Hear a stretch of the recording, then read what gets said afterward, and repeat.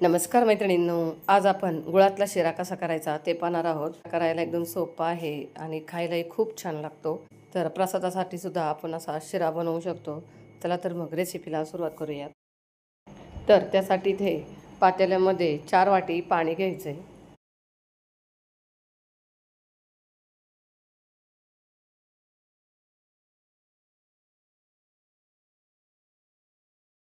आता यामध्ये 2 वाटी गूळ घ्यायचा आहे। ज्या वाटीने पाणी घेतलं त्याच वाटीने गूळ यामध्ये टाकून घ्यायचा आहे। आता हा सर्व गूळ व्यवस्थित असा मिक्स करून घ्यायचा आहे आणि पूर्णपणे हा गूळ विरघळवून घ्यायचा आहे। तर इथे गूळ पूर्ण विरघळला आहे, छान अशी उकळी आली आहे। आता गॅस बंद करायचा आणि यावर झाकण ठेवायचं। तर आता कढईत 2 मोठे चमचे तूप गरम करून घ्यायचं आहे आणि आता तूप गरम करून झालं की यामध्ये जाड रवा टाकायचा आहे। तर इथे तूप गरम झालं आहे। आता यामध्ये 2 वाटी जाड रवा टाकलेला आहे आणि आता मध्यम आचेवर आपल्याला हा रवा छान असा भाजून घ्यायचा आहे।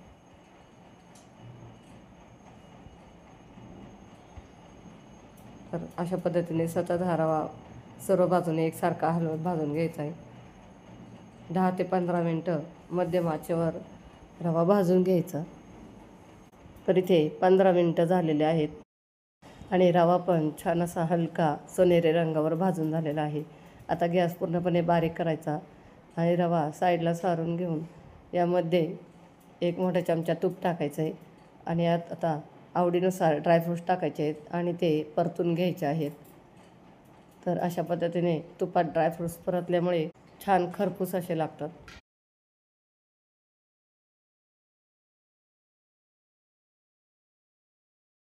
तर इथे 1 मिनिटभर ड्रायफ्रूट्स छान परतून झाले आहेत आणि आता हे सर्व रव्यामध्ये मिक्स करून घ्यायचं आहे। तर आता हे सर्व मिक्स करून झालं की उकळलेलं गुळाचं पाणी यामध्ये गाळून टाकायचं आहे।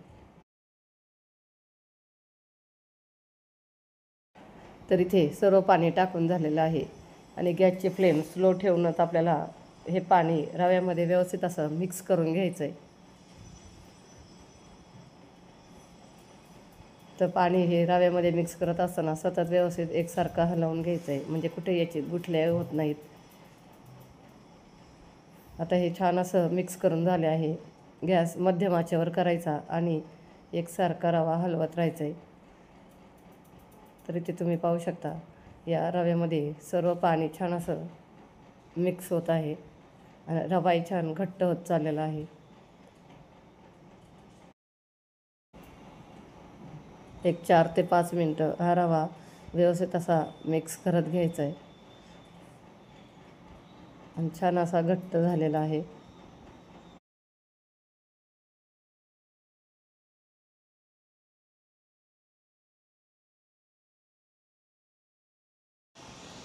रवा छान घट्ट झाला की सर्व बाजूने एकसारखा करून घ्यायचा। अशा पद्धतीने सर्व बाजूने रवा एकसारखा करून झाला की गॅस पूर्णपणे बारीक करायचा आणि आता यावर झाकण ठेवून याला 1 ते 2 मिनटं वाफ येऊन द्यायची। तर इथे 2 मिनटं झालेले आहेत। आता हे झाकण काढूयात आणि आता झाकण काढून हा रवा व्यवस्थित असा हलवून घ्यायचा आहे।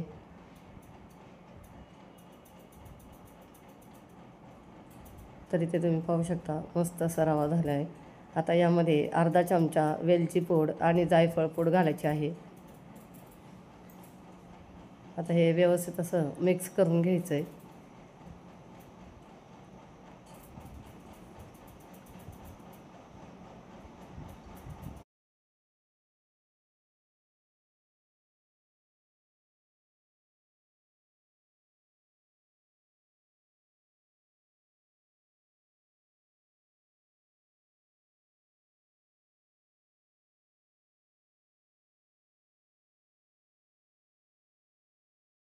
तर अशा पद्धतीने वेलची आणि जायफळ छान सर्व बाजूने व्यवस्थित मिक्स करून झाली की यामध्ये 2 मोठे चमचे तूप टाकायचं आहे। तर अशा पद्धतीने कढईच्या कडेने छान असं तूप टाकून घ्यायचं आहे। आणि हे तूप छान असं रव्यात मिक्स करून घ्यायचं आहे. मैत्रिणींनो, तुम्ही जर चॅनलवर नवीन असाल आणि अजूनही चॅनलला सबस्क्राईब केलं नसेल तर प्लीज चॅनलला नक्की सबस्क्राईब करा. तरी ते आपला हा गुळातला मस्त असा शिरा तयार झालेला आहे. तर तुम्हाला ही रेसिपी कशी वाटली कमेंट करून नक्कीच सांगा आणि व्हिडिओला लाईक शेअर नक्कीच करा. चला तर मग पुन्हा भेटूया अशाच एका नवीन रेसिपीसोबत. धन्यवाद.